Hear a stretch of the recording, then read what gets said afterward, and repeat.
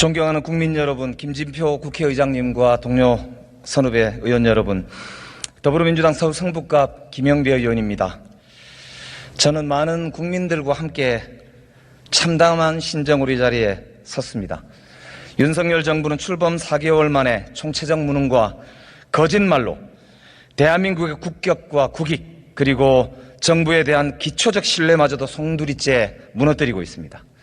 윤석열 정부는 근본 해외 순방 중에 크게 3가지 거짓말로 국민을 우롱하고 있습니다. 첫째, 조문 없는 조문 외교라는 비판에 여러 나라의 정상들도 영국 여왕 참배를 하지 못했다라고 하는 총리의 황당했던 답변. 둘째, 한미 한일 정상회담을 홍보하더니 돌아온 것은 유례없는 구걸 외교로 국민들을 수치스럽게 만들었던 바로 대통령실의 거짓말입니다. 이번 정상회담에서 국민들이 가장 관심이 있었던 인플레이션 감축법에 대한 대응이나 고환율에 따른 한미 통화 수합이나 일제 강제 동원에 대한 배상 문제에 대해서는 말조차 꺼내보지 못한 것입니다.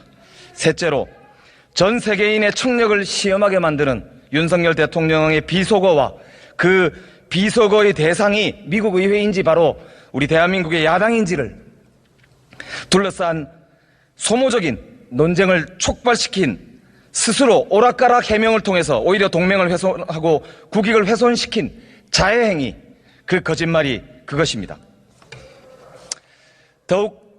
더욱더 큰 문제는 윤석열 정부의 대응이 김학의 사건 때와 똑같이 검찰식 적반하장의 판박이라는 점입니다.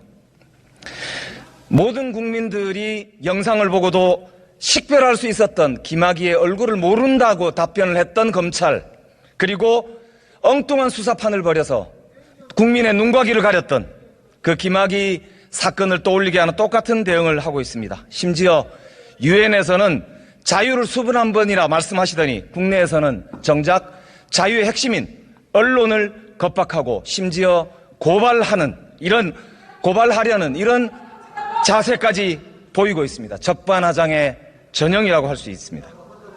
사실 이번 사건은 대통령이 담백하게 사과하고 재발 방지에 조치를 취했으면 끝났지 않았을까 싶은 그런 문제이기도 합니다. 존경하는 국민 여러분, 오늘 미국 달러 환율이 2008년 글로벌 금융위기 이후 13년 만에 처음으로 1,400원을 넘어서 1,500원으로 향하고 있습니다. 주가도 2,200이 무너졌습니다. 심지어 IRA 대응을 기대했던 우리 국민들은 삼성, 현대차 등 IRA 관련된 기업들의 주식 가치마저 하락하는 모습을 지켜보고 있습니다. 절망과 절규 그 자체입니다. 무역 적자도 2008년 금융위기 때 그리고 1996년 외환위기 때 최고였던 마이너스 206억 달러보다도 더 큰 올해 9월까지만 해도 누적 무역 적자가 무려 292억 달러를 넘고 있습니다. 최근에 블룸버그 통신은 아시아에 25년 만에 제2의 외환위기가 올지 모른다는 기사를 냈습니다. 특히 한국의 원화와 태국의 바트화를 그 대상으로 지목하고 있습니다.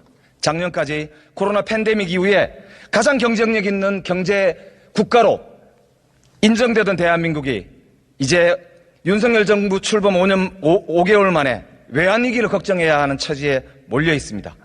이런데도 정상 외교를 통해서 국민들이 기대했던 것은 아무것도 없이 빈손으로 돌아오고 구걸 외교를 통해서 국민들의 자존심을 깎아내리는 윤석열 정부의 이번 외교 참사에 대해서 우리 국민들은 정말 도대체 정부가 어디 있느냐, 무엇을 하고 있느냐, 과연 우리 국익을 지키고 있는 것인가 묻고 있습니다.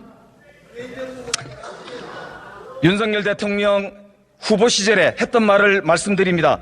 무식한 삼류 바보들을 데려다가 정치에서 경제와 외교 안보를 전부 망쳐놨다. 이렇게 문재인 정부를 질타했던 분이 바로 윤석열 대통령 후보였습니다. 이 발언이 이제 4년 7개월이나 남은 윤석열 대통령 임기 내에 실현되지 않기 위해서는 다음과 같이 3가지를 주문합니다. 첫째, 거짓 해명을 멈추고 즉각 사과하십시오. 둘째, 외교 안보 라인을 전면 교체하시기 바랍니다. 셋째, 치명적인 경제 위기를 돌파하기 위해 야당과 협치에 손을 내미시기 바랍니다. 국민의힘에도 강력히 호소합니다. 우리 국회와 여당이 국회의 용산 분원이 되어서야 되겠습니까? 이제 우리 손잡고 이 국가의 위기를 함께 돌파해 나갈 국회를, 정치를 복원합시다. 경청해 주셔서 감사합니다.